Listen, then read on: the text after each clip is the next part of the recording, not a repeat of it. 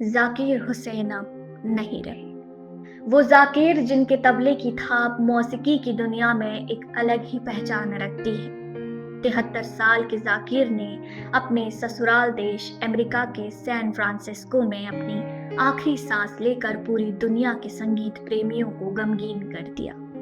परिवार ने बताया कि जाकिर हुसैन का निधन फेफड़े संबंधी बीमारी की वजह से हुआ।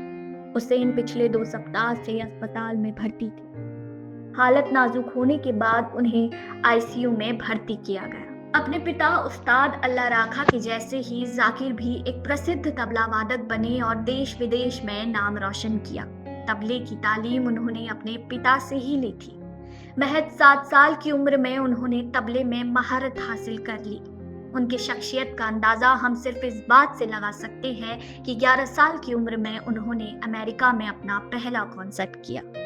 ये थी जाकिर हुसैन के जीवन की कुछ जरूरी बातें जो हमको और आपको शायद कहीं ना कहीं से मालूम ही होंगी। लेकिन अब हम उनके जीवन के कुछ ऐसे पन्नों की बात करेंगे जिस पर लिखी कहानी को बहुत कम लोगों ने सुना और पढ़ा होगा। हम बात कर रहे हैं उनकी लव स्टोरी के बारे में। कला और संगीत के क्षेत्र में जाकिर हुसैन का जितना बड़ा योगदान है, उसके समांतर उन्होंने मोहब्बत की मिसाल भी पेश की। क्लास के बाहर घंटों इंतजार करना, 8 साल की डेटिंग और फिर बिना परिवार को बताए शादी, ऐसी थी जाकिर की लव स्टोरी। लेकिन जाकिर हुसैन ये सब कुछ कर किसके लिए रहे थे? कौन थी वो लड़की जिसके साथ जाकिर ने अपना जीवन बिताने का फैसला कर लिया था? और क्या माँ बाप ने इस शादी को और अपनी बहू को अपनाया? ये सब कुछ हम जानेंगे इस वीडियो में। जाकिर को जिस लड़की से प्यार हुआ वो थी एक अमेरिकी कथक डांसर एंटोनिया मिनेगोला। 1970 की बात है। कैलिफोर्निया में जाकिर हुसैन की नजर पहली बार एंटोनिया पर पड़ी। दोनों स्टूडेंट थे।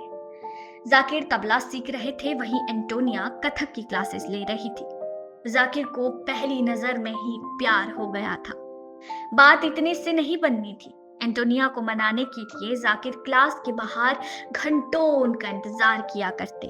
एक दूसरे को जानने के बाद दोनों ने 8 साल तक एक दूसरे को डेट किया और आखिरकार दोनों एक बंधन में बंध गए। जाकिर हुसैन सिमी ग्रेवाल को एक इंटरव्यू में बताते हैं कि मेरे लिए ये बिल्कुल साफ था कि टोनी ही वो लड़की है जिसके साथ मैं अपनी आगे की जिंदगी बिताना चाहता था। हमने 1 साल तक एक दूसरे को जाना और फिर हम साथ रहने लगे। लेकिन ये सब कुछ इतना आसान नहीं था।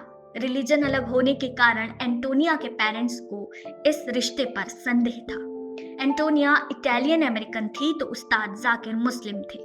अपने अपने परिवार को इस शादी के लिए मनाना जाकिर के लिए काफी मुश्किल था। इसलिए जाकिर ने बिना बताए ही शादी कर ली और बाद में अपने पिता को बताया।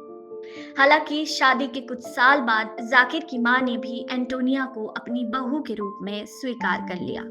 उस्ताद जाकिर हुसैन और एंटोनिया की आज 2 बेटियां हैं, अनीश कुरैशी और इसाबेल कुरैशी। द लोल तंत्र की टीम पद्म विभूषण तबला वादक उस्ताद जाकिर हुसैन को शत शत नमन करती है। वीडियो को अंत तक देखने के लिए शुक्रिया। मैं पल्लवी चंद। स्क्रिप्ट को लिखा है शालिनी यादव और ज्योत प्रकाश ने। धन्यवाद।